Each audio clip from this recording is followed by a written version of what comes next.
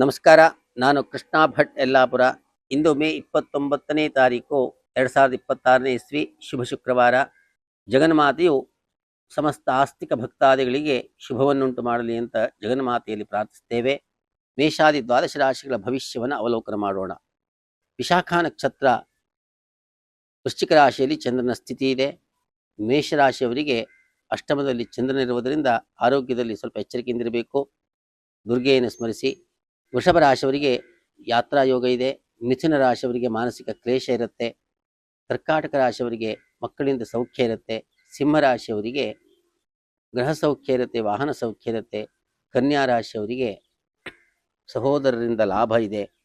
ತುಲಾ ರಾಶಿಯವರಿಗೆ ಧನಲಾಭ ಇದೆ. ವೃಶ್ಚಿಕ ರಾಶಿಯವರಿಗೆ ಮೃಷ್ಟಾನ್ನ ಭೋಜನ ಇದೆ. ಹಾಗೂ ಧನು ರಾಶಿಯವರಿಗೆ ಧನ ನಷ್ಟ ಆಗತಕ್ಕಂಥ ಭೀತಿ ಇದೆ. ಶಿವನನ್ನು ಆರಾಧನೆ ಮಾಡಿ.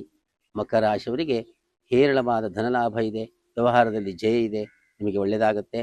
ಕುಂಭರಾಶಿಯವರಿಗೆ ಉದ್ಯೋಗದಲ್ಲಿ ಸಮಾಧಾನಕರವಾಗಿರತಕ್ಕಂತಹ ಸ್ಥಿತಿ ಇರುತ್ತೆ. ಮೀನರಾಶಿಯವರಿಗೆ ಭಾಗ್ಯದಲ್ಲಿ ಚಂದ್ರ ನಿಮಗೆ ದಧಿ ಹಾಗೂ ಅನ್ನ, ವಸ್ತ್ರ ಇವುಗಳ ಲಾಭ ಇರುತ್ತೆ, ಒಳ್ಳೆಯದಾಗುತ್ತೆ. ಸರ್ವೇ ಜನಾಃ ಸುಖಿನೋ ಭವಂತು. ಓಂ ಸ್ವಸ್ತಿ.